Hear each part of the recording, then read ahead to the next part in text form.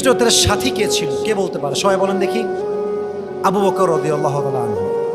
সাথী কে ছিলেন বলেন সবাই, যুবক ভাইরা? আবু বকর রাদিয়াল্লাহু তাআলা আনহু, উনি ছিলেন হিজরতের সাথী। কেমনে?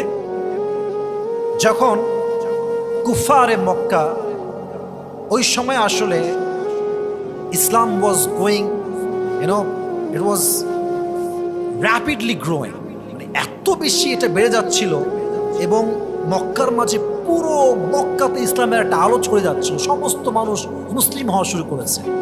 And the enemies of Islam, they were getting frustrated by this rapid growth of Islam.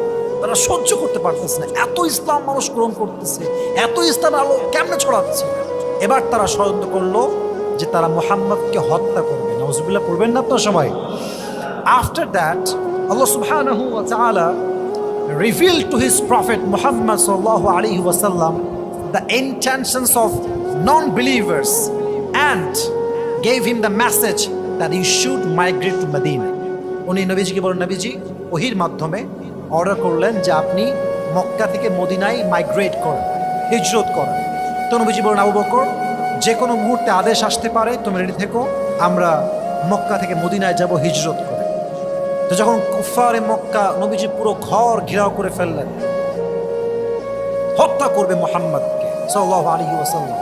ঘরে আছেন আলী রাদিয়াল্লাহু তাআলা আনহু। বলছে, আলী, আমার হচ্ছে এই খাট, এই হচ্ছে আমার কম্বল, তুমি আমার খাটে কম্বল মুড়ি দিয়ে শুয়ে থাকো, আমি বের হয়ে গেলাম। আলী বলছে, ইয়া রাসূলুল্লাহ, শুয়ে থাকা নয়, যদি আপনার জন্য জীবন দিতে হয়, আল্লাহর রাস্তায় শহীদ হওয়ার জন্য আমি রাজি আছি। সুবহানাল্লাহ পড়া সময় নবীজি বাহিরে বের হলেন। গেট খুলেই দেখছেন সব কাফেররা দাঁড়িয়ে আছে নবীকে হত্যা করবার জন্য। নবীজি সূরা ইয়াসিন পড়লেন এবং হাতে ধুলা নিলেন, ধুলা নিয়ে একটা নিক্ষেপ করলেন, সমস্ত সাহাবীর চোখ সাময়িক সময়ের জন্য অন্ধ করে দিল একজন। তিনি কে? নবীজি বের হয়ে গেলেন। প্রথম দিন আবু বকরের ঘরে গেলেন, দরজা নক করলেন, আবু বকর রেডি আছো? হঠাৎ আসছে কিন্তু এসেই আবু বকর বলছে, ইয়া রাসূলুল্লাহ, আমি প্রস্তুত, এখনই আমরা বের হয়ে যাব। বলছে, আজীব কথা, আমি তো আসলামই কেবল, তুমি প্রস্তুত কেমনে?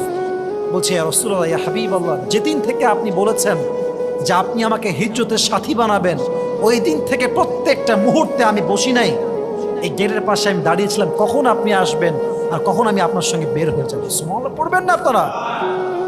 দুইজনে মিলে বের হয়ে গেলেন।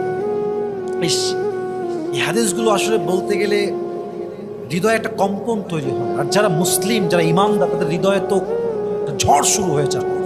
হুব্বে রসুল কি জিনিস, নবীর ভালোবাসা কাকে বলে। যাচ্ছে দুইজন মিলে, আবু বকর একবার সামনে যাচ্ছে, একবার পেছনে, একবার সামনে আর একবার পেছনে। নবীজি বলছে, আবু বকর কি হয়েছে তোমার? একবার সামনে একবার পেছনে, কেন? আবু বকর ডাক দিয়ে বলছে, ইয়া রাসূলুল্লাহ, ইয়া হাবিবাল্লাহ, আমি যখন সামনের দিকে যাই আমার মনে হয় কাফেররা পেছন থেকে অ্যাটাক করবে, আমি যখন পেছন দিকে যাই আমার মনে হয় কাফেররা আপনাকে সামনের দিকে অ্যাটাক করবে, আমি একবার সামনে যাই একবার পেছনে যাই, আমার মনে শান্তি নেই। নবীজি বলছে, আবু বকর, তোমার যে ইসলামের জন্য এত ভালোবাসা, নবীর এত ভালোবাসা, তোমার সংবাদ তুমি শুনে নাও, আল্লাহ তোমার জন্য জান্নাতকে ফরজ করে দিয়েছে। সুবহানাল্লাহ। চলো সামনে দিয়ে, কোনো ভয় নেই, লা তাহজান ইন্নাল্লাহা মা'ানা। খুব ফেমাস একটা আয়াত এই ঘটনার ক্ষেত্রে। যখন তারা গুহায় প্রবেশ করবেন, আবু বকর বলছে, নবীজি আপনি একটু থামেন, আমি একটু চেক করি যে গুহাটা ঠিকঠাক আছে কিনা, যাওয়া যাবে কিনা, প্রবেশ করা যাবে কিনা।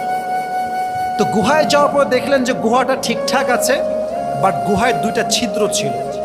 বলেন কয়টা ছিদ্র? দুইটা, ফুটা আর কি, বাহির থেকে সাপ বিচ্ছু আসতে পারবে। আবু বকর কি করলেন, প্রথম গুহাটা পাগড়ি খুললেন, পাগড়ি খুলে জট বেঁধে পেঁচায় গুহাটা ঢাকলেন, যেন কোনো কিছু অ্যাটাক করতে না পারে, প্রবেশ করতে না পারে। এবং দ্বিতীয় গুহাতে কি দেবেন, কোনো কাপড় আর নেই, এমনি জামা পরে আছেন।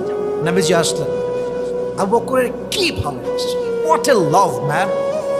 বলছে, নবী হে, আপনি আমার কোলে শুয়ে যান, আমি আমার দুই পা বিছিয়ে দিলাম। তো পা দিয়েছে কোন দিকে? গুহার যে ফুটা আছে ওখানে পা দিয়ে রেখে দিয়েছে। এমন ভাবে পা দিয়েছে, নবী করিম সাল্লাল্লাহু আলাইহি ওয়াসাল্লাম ঘুমিয়ে আছেন, এট দ্য সেম টাইম সাপ আসছে।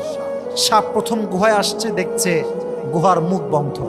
সে দ্বিতীয় গুহায় আসছে, এসে দেখছে দ্বিতীয় গুহাতে মানুষের পা রাখা আছে। সে সঙ্গে সঙ্গে এসে পায়ের একদম গোস্তের উপর ছোবল দিয়েছে। প্রথম ছোবল আবু বকরের গা শিউরে উঠেছে, বা সে লড়তেছে না, কারণ নড়ে গেলেই তো নবীজির ঘুম ভেঙে যাবে।